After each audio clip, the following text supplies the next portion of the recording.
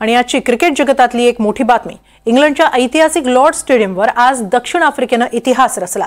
दक्षिण आफ्रिकेनं ऑस्ट्रेलियाचा पराभव करून टेस्ट क्रिकेट वर्ल्ड कपवर आपलं नाव कोरलं. दक्षिण आफ्रिकेला चौथ्या इनिंगमध्ये विजयासाठी 282 धावांचं आव्हान होतं. लॉर्ड स्टेडियमचा इतिहास, आफ्रिकेची चोकर्सी परंपरा आणि स्टार कमिन्स हेझलवूड या ऑस्ट्रेलियन गोलंदाजांच्या खतरनाक माऱ्यासमोर दक्षिण आफ्रिकेचा निभाव लागणं कठीण होतं. मात्र चौथ्या इनिंगमध्ये इतिहास घडला. एडन मार्क्रमची चौथ्या इनिंगमधली शतकी खेळी आफ्रिकेच्या विजयाचं खास वैशिष्ट्य ठरलं. मार्क्रमला कर्णधार टेम्बा बमुआनं 66 धावा करत चांगली साथ दिली. या दोघांनी तिसऱ्या विकेटसाठी केलेली 147 रन्सची पार्टनरशिपच या विजयात निर्णायक ठरली. त्याचबरोबर आफ्रिकेचा हुकमी एक्का असलेल्या कागिसो रबाडानं पहिल्या इनिंगमध्ये 5 तर दुसऱ्या इनिंगमध्ये 4 अशा एकूण 9 विकेट्स घेत आपलं कामही चोख बजावलं. या विजयासह दक्षिण आफ्रिकेनं त्यांच्यावरील चोकर्सचा डागही पुसून काढलाय. क्रिकेट विश्वात चोकर्स टीम कोणती म्हटलं तर हमखास दक्षिण आफ्रिकेचं नाव यायचं. निर्णायक क्षणी कच खाणारी, विजेतेपदाच्या जवळ आल्यावर पराभूत होणारी टीम, अशी दक्षिण आफ्रिकेची आजवरची परंपरा होती. 21व्या शतकातील आजवरच्या प्रत्येक आयसीसी स्पर्धेत हेच घडलं. मात्र ही परंपरा अखेर दक्षिण आफ्रिकेच्या संघानं मोडीत काढली, तेही लॉर्ड्सवर.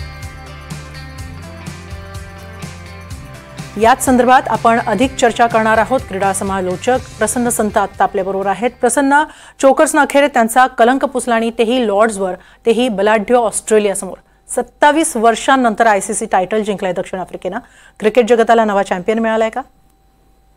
नमस्कार हिमाली. हो, अगदी बरोबर तुम्ही म्हणालात की एक नवीन चॅम्पियन मिळालाय आणि टेस्ट क्रिकेटमध्ये एक नवीन चॅम्पियन. कारण बघा, जसं तुम्ही म्हणत होतात की दक्षिण आफ्रिका किंवा साऊथ आफ्रिका म्हटलं की त्याला एक सीचा टॅग हा नेहमी दिला जायचा. कारण अंतिम सामन्यापर्यंत पोहोचायचे, सेमीफायनल पर्यंत पोहोचायचे, तोपर्यंत खूप चांगली कामगिरी करायचे. पण तिथे तो शेवटचा एक सामना असायचा, तो नेहमी त्यांच्यासाठी एक अडथळाच ठरलाय.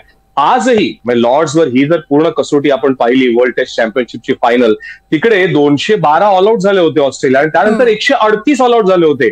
त्यामुळे 74 धावांची आघाडी ऑस्ट्रेलियाकडे होती. असं असताना देखील ज्या प्रकारे दक्षिण आफ्रिका पूर्णपणे लढली, मग ते गोलंदाज असतील, फलंदाज असतील, खरंच कौतुक केलं पाहिजे. आणि आपण जसं म्हणतो, सल्यूट करायला पाहिजे साऊथ आफ्रिकेला, दक्षिण आफ्रिकेला आणि खास करून त्यांचा कर्णधार टेम्बा बवुमा. ज्या प्रकारे ही वर्ल्ड टेस्ट चॅम्पियनशिप 2023ला ही सायकल सुरू झाली, 2025ला अंतिम सामना होता. 2 वर्ष ज्या प्रकारे टेम्बा बवुमाने नेतृत्व केलं ना दक्षिण आफ्रिकेचं, कमाल आहे. एकही सामना गमावलेला नाहीये दक्षिण आफ्रिकेने आणि 10 सामन्यांमध्ये नेतृत्व केले टेम्बा बवुमाने आणि एकही सामन्यात पराजित झालेला नाहीये असा कर्णधार. खरंच कमाल आहे टेम्बा बवुमाची आणि कौतुक करायला पाहिजे दक्षिण आफ्रिकेचं. नक्कीच, जसं तुम्ही म्हणालात, कमाल आहे टेम्बा बवुमाची आणि आजही तेच पाहायला मिळालं. खरं म्हणजे टेम्बा बवुमा म्हणजे कीर्ती महान नव्हे तर चिकाटी महान असं म्हणायला हरकत नाही. जखमी असूनही हा पठ्ठ्या मैदानात उतरला, मार्क्रमच्या खांद्याला खांदा लावून खेळला आणि विजयश्री खेचून आणली. काय सांगाल? हो, अगदी बरोबर तुम्ही म्हणालात की चिकाटी आणि फायटिंग स्पिरिट ज्याला आपण म्हणतो ना, ते टेम्बा बवुमाने दाखवलं. बघा, त्याला हॅमस्ट्रिंग इंजरी झाली होती. अगदी म्हणजे 1-1, 2-2 धावा घेतानाही कठीण होत होतं की त्या 1-1 किंवा 2-2 धावा कशा घेणार. आउटही झाला तेव्हा त्या जे जिने चढायचे होते तेव्हाही त्याला त्रास होत होता. पण तो उभं राहिला आणि एक कॅप्टन म्हणतो ना आपण की एक एक्झाम्पल सेट करतो, एक उदाहरण सेट करतो आणि खऱ्या अर्थाने टेम्बा बवुमाने ते केलं. आणि ह्या पूर्ण वर्ल्ड टेस्ट चॅम्पियनशिपच्या सायकलमध्ये जर आपण पाहिलं तर टेम्बा बवुमाच्या 711 धावा आहेत. 59च्या ऍव्हरेजने त्यांनी ह्या रन्स केलेल्या आहेत. आणि त्याचबरोबर जी 7 त्याला एडन मार्क्रमची लाभली ना, एडन मार्क्रम एक असा फलंदाज आहे जो बरोबर सरळ बॅटने रन्स करतो. आणि आजही ही जी जशी 136 धावांची खेळी आहे ना, ती मला असं वाटतं की दक्षिण आफ्रिकेच्या फक्त क्रिकेटच्या इतिहासात नाही, दक्षिण आफ्रिकेच्या पूर्ण क्रीडा इतिहासात ही सुवर्ण अक्षरांनी लिहिली जाणार आहे. कारण एडन मार्क्रमची ही सेंचुरी, टेम्बा बवुमाने दिलेली त्याला साथ, ती पार्टनरशिप खऱ्या अर्थाने एक मॅच टर्निंग आणि चॅम्पियनशिप विनिंग ही पार्टनरशिप ठरली. नक्की. आणि दक्षिण आफ्रिकेचा हा विजय खास म्हणावा असाच आहे, कारण समोर होती ती 2 वेळची जगज्जेती ऑस्ट्रेलिया आणि ऑस्ट्रेलियासाठी किंवा ऑस्ट्रेलिया जेव्हा अंतिम सामन्यात खेळते तेव्हा तो अंतिम सामना हा ऑस्ट्रेलियाचाच असतो, अशा पद्धतीनं ऑस्ट्रेलियन खेळाडू खेळत असतात. मात्र याही सामन्यात जे पाहायला मिळालं, सुरुवातीला ऑस्ट्रेलिया आघाडीवरही होती, मात्र तरीही ऑस्ट्रेलियासारखा संघ सुरुवातीला आघाडीवर असूनही सामना गमावतो आणि तोही अंतिम सामना. कुठे चुकली ऑस्ट्रेलिया?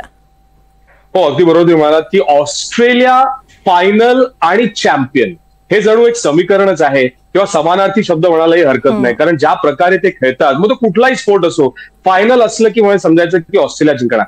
मला असं वाटतं की जो 74 धावांची जी लीड होती ना, जो आघाडी ऑस्ट्रेलियाला मिळाली होती, त्यानंतर दुसऱ्या इनिंगमध्ये तितक्या धावा झाल्या नाहीत आणि तिकडे कुठेतरी ऑस्ट्रेलियाचे जे फलंदाज आहेत, एक स्टीव्ह स्मिथचा अपवाद जर सोडला तर बाकी फलंदाज चाललेच नाही. त्या दुसऱ्या इनिंगमध्ये पण जर तुम्ही बघाल तर मिचेल स्टार्कची हाफ सेंचुरी होती, म्हणून 250 पर्यंत तो लीड धरून पोहोचू शकले ऑस्ट्रेलिया.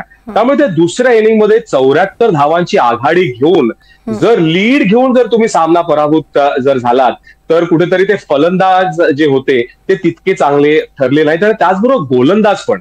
कारण ऑस्ट्रेलिया म्हटलं की तुम्ही जसं आता म्हणालात की हेझलवूड आहे, स्टार्क आहे, कमिन्स आहे आणि नेथन लायन, हे जे चौघं जेव्हा गोलंदाजी करतात तेव्हा कुठलीही बॅटिंग लाईनअप त्यांच्यासमोर चालत नाही. पण ह्या चारही गोलंदाजांविरुद्ध ज्या प्रकारे फलंदाजी केली, खरंच कौतुक करायला पाहिजे. त्याचबरोबर साऊथ आफ्रिकेचे जे गोलंदाज होते ना, ते सुद्धा ऑस्ट्रेलियाच्या फलंदाजांवर हावी ठरले. खास करून पहिल्या इनिंग्समध्ये कगिसो रबाडाच्या 5 विकेट्स, मार्को यॅन्सनची चांगली साथ लावली, लुंगी एनगिडीने पण महत्वाच्या वेळी चांगला स्पेल टाकून विकेट्स काढल्या, केशव महाराज आणि बियान मुल्लर पण होते. तिकडे मला असं वाटतं की साऊथ आफ्रिकाची बॉलिंग जी इतकी स्ट्रॉंग ह्या लॉर्ड्सच्या खेळपट्टीला अनुकूल अशी गोलंदाजी केली, तिकडे ऑस्ट्रेलियाला त्या प्रश्नांची उत्तरं देता आली नाहीत आणि म्हणून साऊथ आफ्रिका हे चॅम्पियन्स ठरले. नक्की ते चॅम्पियन्स ठरलेत. आणि विशेषतः जर मार्क्रम विषयी बोलायचं झालं तर मागच्या एक T20च्या विश्वचषकाच्या फायनलमध्ये याच मार्क्रमच्या नेतृत्वातल्या संघाला पराभव स्वीकारावा लागला होता. एक प्रकारे मार्क्रम आज एका वेगळ्याच इराद्यानं उतरला होता का मैदानात, कारण त्याची आजची शतकी खेळी बरंच काही सांगून जाते. हो, खूप छान तुम्ही हा मुद्दा मांडलात. आणि ज्याला आपण म्हणतो ना की रिडेम्पशन, म्हणजे एडन मार्क्रमच्या त्या देहबोलीमध्ये जाणवत होतं की त्याला आउट व्हायचं नाहीये. 1-2 स्पेल जे होते मधले ते खूप चांगले टाकले होते. मग ते मिचेल स्टार्कचा वेगवान मारा असेल, पॅट कमिन्सचा अचूक मारा असेल, पण तो स्पेल खेळून काढला एडन मार्क्रमनी. T20 वर्ल्ड कप 2024 ची फायनल बॅर्बडॉसची मी रेडिओवर कॉमेंट्री करत होतो. 30 बॉलमध्ये 30 हवे होते साऊथ आफ्रिकेला आणि तिकडनं भारताने एक जबरदस्त पुनरागमन केलं आणि भारत वर्ल्ड चॅम्पियन झाले. आणि तो एक चटका बसला होता दक्षिण आफ्रिकेला. आणि जसं तुम्ही म्हणालात की तो एक टॅग त्यांच्यावर लागला होता की इतका जवळ आणलेला सामना तिकडे T20 वर्ल्ड कप मध्ये पराभूत झाले. इथे पण आज शेवटच्या दिवशी 69 धावा हव्या असताना टेम्बा बाउमा आज पहिल्याच त्या काही मिनिटांमध्ये बाद झाला होता. पण तिकडे एडन मार्क्रम होता, तो म्हणाला की नाही, मी आउट काय होणार नाही, मी सेंचुरी तर केलीच आहे, रन्सही करणार.